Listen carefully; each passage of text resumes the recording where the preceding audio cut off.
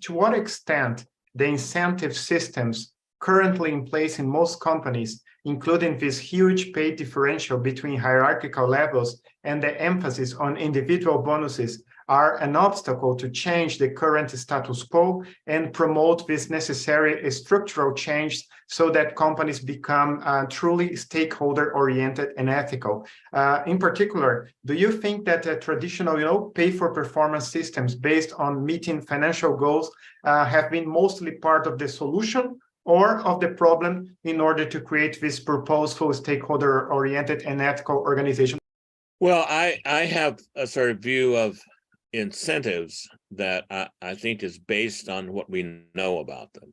If you think about incentives that, let me call them if-then incentives. If you do this, then you will get this. If you do X, then you get Y, right? Many corporate incentives look like that. If you get the share price up to a certain point, then you get this bonus, right? Now, we know those incentives work best in certain cases. When do they work? They work when the task before you is repetitive, simple, boring. Then they work. Let's call a different kind of incentive, not an if-then incentive, but an internal incentive. You do something because you have values around it, because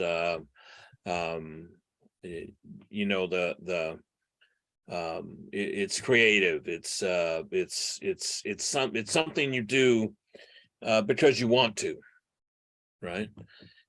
If you look at internal incentives versus external reward incentives, when there's any kind of cognitive part to the task, internal incentives far outstrip external incentives.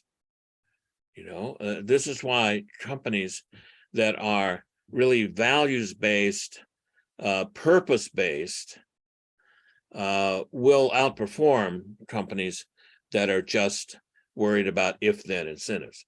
Part of the issue is if there's an if-then incentive, it narrows our field. But wait a minute, the answer might be out here if this is a complicated thing. I think probably the least clever thing we've ever done is use things like stock price as incentive. Now, it's not that people won't be driven by those, it's that they don't work as well. And if you think about what kind of drives us, it's not always those external if-then incentives. People want to do stuff that makes them a part of a whole, that makes them a part of something bigger than themselves. What Dan Painter argues is that you have to think about mastery, thinking about, being really good at something, thinking about autonomy, having the autonomy to do it, mastery, autonomy, and having a purpose. And if you think about motivation in terms of mastery, autonomy, and purpose, that's far better than thinking about incentive systems. Now, in a world in which you're in incentive systems, they're not going to go away.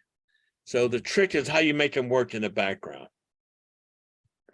And if you can foreground, put in the here and now ideas about purpose and values, and yeah, the incentives are there, but that kind of works in the background. I end up having to do this all the time because grades are if-then incentives. And if I were to run my classes so that I made making the grade and etc. the point of the class, there would be virtually no learning. So I try to make those sort of work in the background. They're there. We can talk about them, but let's talk about, let me appeal to your desire to learn. So I think we get incentives mostly wrong. And that's really too bad, because I think that's, again, purpose and values, dealing with stakeholders, doesn't live in the statements about that. It lives in the processes and the systems that are present in every organization. It's why it's so hard to change organizations from being purely shareholder oriented to stakeholder oriented, because you got to change systems and processes. You got to generally change, things that are glue things like HR and those kinds of things. So why it's easier if you start with the idea that what I'm going to do is create value for stakeholders with this business idea. It's a lot easier than trying to change a big company.